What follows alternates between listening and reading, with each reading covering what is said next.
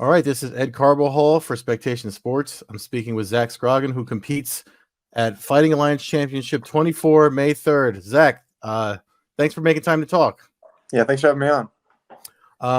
Well, I mean, I got a lot of questions for you, man, because doing my homework for this interview, I'm looking at it. It doesn't look like you know what it feels like to lose. You're like undefeated amateur and pro. But what do you credit that to? Yeah, man. I haven't lost in the cage, but I lose like every day in practice, and Mhm. I'm not always winning in practice rooms. So I know what I don't know what loss feels like in the cage, but I definitely know what it feels like to lose in a sparring match or get submitted. So it's nothing new to me. Hmm. Before we talk about your upcoming fight, I just for folks that haven't seen you fight before, like how'd you get into MMA? What got you into the sport? Um, I started jujitsu my junior year of high school, and I did that for about 6 months. And then an MMA gym opened. I'm from a small town, Edgerton, Kansas, but a small town, uh, a small gym opened, and I joined it. Had probably 2 months of training, and my coach was like, "Hey, man, this fight opened up. Do you want to take it?" And I said, "Sure." My first fight, I probably had no business being in there, but I caught him with a guillotine and just Hmm. kept training from there. And yeah, didn't stop looking back from there. So no, there's you. Most guys I usually hear it say it's they're through high school like wrestling or football. So that wasn't the case for you. No, I played football till my sophomore year, and I played basketball my entire high school career. Hmm. But no, I never wrestled. I wish I did now, but That's crazy though, because usually from like the traditional sports, folks aren't really drawn to combat sports. Like, right, yeah. I mean, what made you say I got to try this? man, just pretty like just to learn how to defend myself. But Mhm. I just kind of fell in love with the sport from there. I don't know. I'm just like drawn to the sport and the competition, and I just wanted to compete. And this is the sport that I love. And were you always like competitive like that in other things? Yeah, I was a little bit too physical for basketball, but Uh, yeah. so it's like it was in your blood, and you saw jujitsu and was like, oh, this is more like it.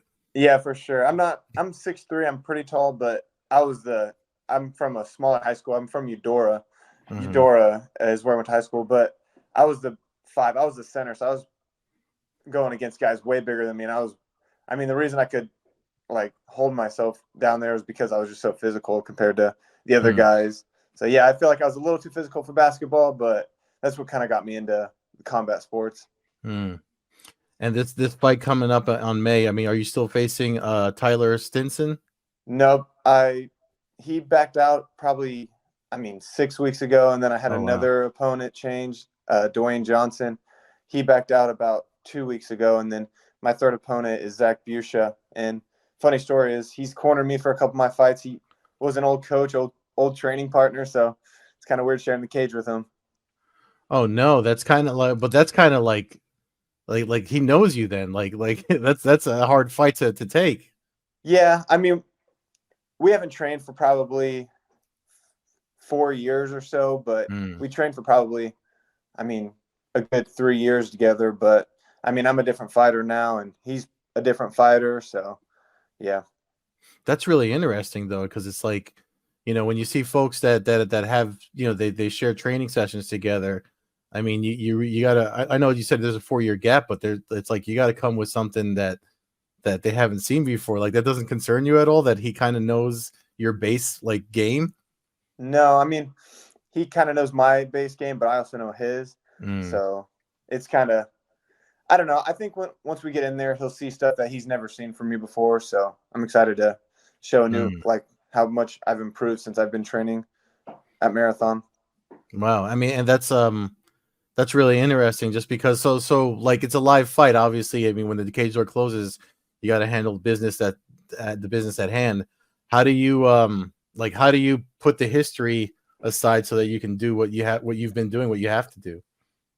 He's the way I look at it is he's like standing in the way of my goals. Like my goals are to Mm, get into the UFC, and I'm 6-0.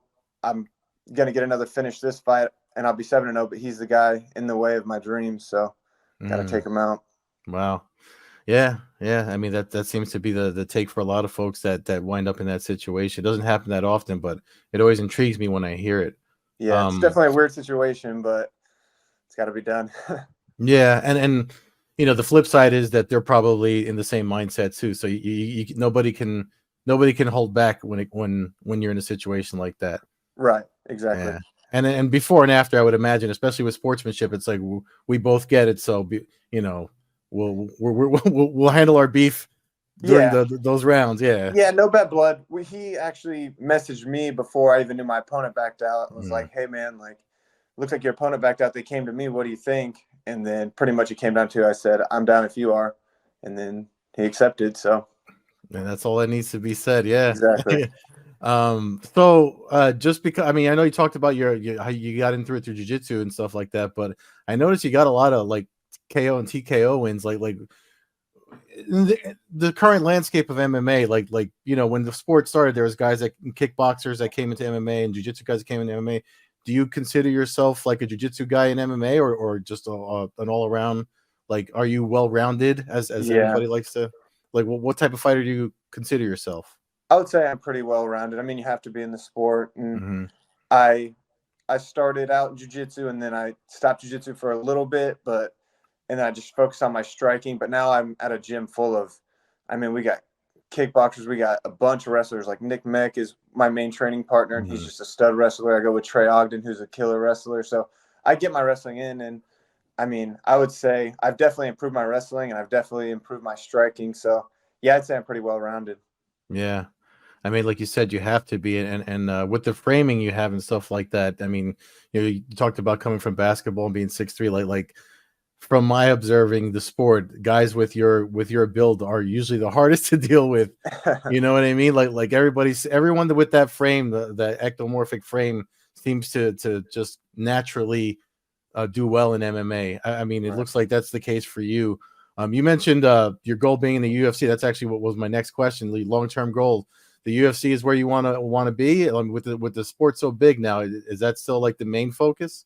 Yes, sir. I would rather. I mean, that's like that's like the dream promotion, and I Mm, know there's other promotions, but like I probably couldn't name.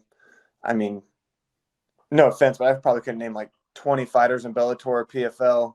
But I mean, I could name a whole roster of UFC fighters. yeah. So it's just like that's the biggest promotion. That's where you get noticed. That's wherever. Yeah, it's everybody's dream. You know, no one's really saying like they want to be in Bellator. I mean, they are nowadays, but everybody knows what the UFC is. Hmm. Um, and I mean, I hate to ask them though. This is my last question. I usually ask this about everyone I interview for Spectation Sports, but see, being that being that your opponent, I mean, I hate to ask, but what how do you see the fight going? What's your prediction for the fight? I see. I will get a finish this fight, whether it's in the first round or fifth round, but I will get a finish. And do you have like, where can folks follow your career? Like, where are you most active on the social media? My Instagram is Scroggin MMA, and I don't have a Twitter, so yeah, just pretty much Instagram. And do you have any sponsors or anything you want to shout out before we close up the interview? Um, Not this fight. I'll make a post about my sponsors when the time comes, but not really. Not this Mm. fight. All right. I mean, what's it's May 3rd, so that's next weekend. I mean, Yes, how sir. do you Next feel? Friday. Yeah, how you feeling about it? Like, are you ready? Good on weight and everything? Yep, I'm good on weight. Usually, I'm usually lower on weight right now, but I'm right on the weight right now that I want to be, and I mean Mm, my energy's still high. I'm still able to train, so I think it'll be the best weight cut I've had. I don't get the pound allowance, which sucks. It's a title fight, but mm. I'll make the weight. This is not your first title fight, is it? Uh, I had a title fight as an amateur, but this is my first one as a pro. It doesn't make you nervous at all, or The weight cut or no? Just the five fact rounds? that it's the title fight, first pro title fight. Oh no, man, that gets me excited, man. Like it's, I'm excited for the 5 rounds. I know it's gonna be tiring, it's gonna be exhausting, but my opponent has to go through it too. So Hmm. yeah, I'm excited for it. Well, I'm excited to see you again, Zach. Thanks for making time to talk. I mean, I know we were back and forth getting in touch for the interview, but I'm really glad we got to talk. I'm looking forward to seeing what comes next for you and at the event on May 3rd. Yes, sir. Thank you for having me. Take care. You too.